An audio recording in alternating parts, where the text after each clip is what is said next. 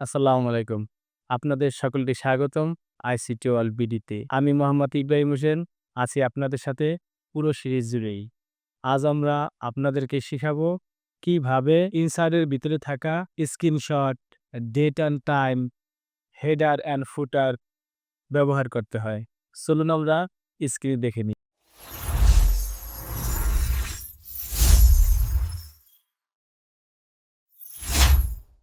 আজকে আমরা দেখব ইনসার্টের ভিতরে থাকা header, footer, time and date, screenshot এগুলো। তো সবার প্রথমে আমরা দেখব হেডার। হেডার মূলত কি? হেডার কাজ কি? যেমন এখানে লেখা আছে welcome to my YouTube channel. এই যে লেখাটি আছে এই লেখার উপরে কিন্তু লেখা যাচ্ছে না, কারণ এই পর্যন্ত কিন্তু এখান থেকে আমাদের লেখা শুরু। আমরা হেডারের মাধ্যমে উপরে লিখতে পারি। আপনার কোনো ব্যক্তিগত কোনো ফাইল থাকে অথবা শীট থাকে, সেখানে আপনি উপরে লিখতে পারেন। এটা পরিচয় পাওয়ার জন্য যে এটা আপনার এই শীট। দেখুন ইনসার্টের মাধ্যমে হেডারের কাজটা কি? প্রথমে আমরা হেডারের উপরে ক্লিক করি।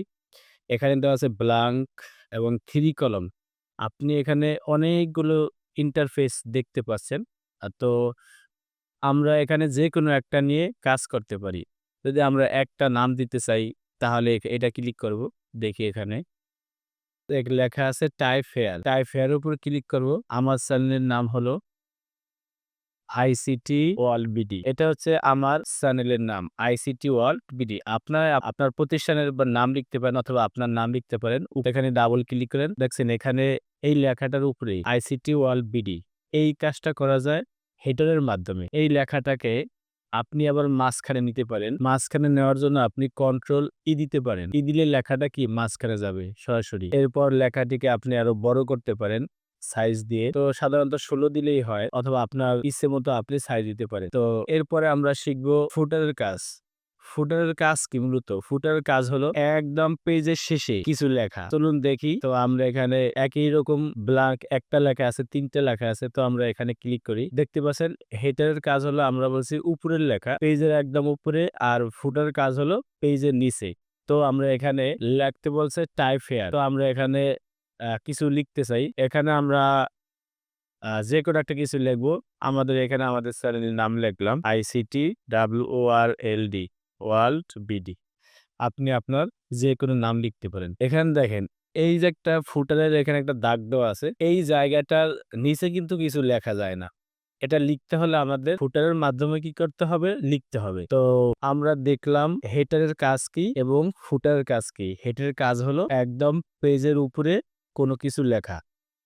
এটা লিখতে হলে হেডারের মাধ্যমে লিখতে হয়। পেজের নিচে যদি কিছু লিখতে হয় বর্ডারের একদম নিচে, তাহলে আমাদের কি করতে হবে? ফুটারের মাধ্যমে আমাদের কোনো কিছু লিখতে হবে। তো এখন আমরা দেখব ডেট অ্যান্ড টাইম। আমরা যেখানে আমরা তারিখটা রাখতে চাই, ডেট দিতে চাই, ওই জায়গায় আমরা আগে ক্লিক করব। এরপর আমরা ইনসার্ট এ যাব। ইনসার্ট এ যাওয়ার পর আমরা এই যে এখানে দেখতে পাচ্ছেন ডেট অ্যান্ড টাইম, এখানে ক্লিক করবেন। ক্লিক করলে এখানে দেখা যাচ্ছে যে আজকের ডেট দেওয়া আছে যেমন 10/10/25।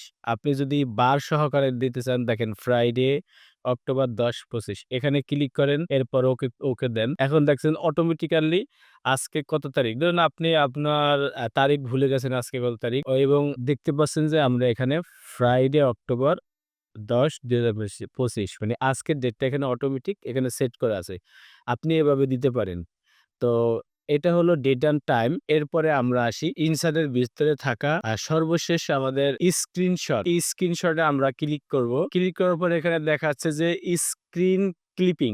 এখানে আপনি ক্লিক করবেন। আমাদের সরাসরি স্ক্রিনে নিয়ে যাবে। এখন এখানে আমাদের অনেক কিছু দেখাচ্ছে। আপনারা ইচ্ছা করলে এখানকে যেকোনো একটা নিতে পারবেন। ধরুন আমি ক্যানভা নিলাম। তাহলে এখানে আমি ড্রাগ করব। ড্রাগ করার পর ছেড়ে দিলেই স্ক্রিনশট কিন্তু হয়ে গেছে। এই যে লেখাটা কিন্তু এখানে চলে আসছে। আপনি এখানে ক্লিক করবেন, করার পর এখানে বিহাইন্ড টেক্সট এখানে ক্লিক করবেন। ক্লিক করলে দেখবেন লেখাটা আপনার যেখানে মন চায় আপনি সেখানে দিতে পারবেন ড্র্যাগ করে। তো এটার কাজ হলো আপনার কোনো কোম্পানির বা আপনার প্রতিষ্ঠানের লোগো বসাতে পারেন এটার মাধ্যমে। তো আজকে আমরা দেখলাম মাইক্রোসফট ওয়ার্ডের ভিতরে থাকা ইনসার্টের ভিতরে header, footer, screenshot, time and date. সবাই ভালো থাকবেন। আসসালামু আলাইকুম।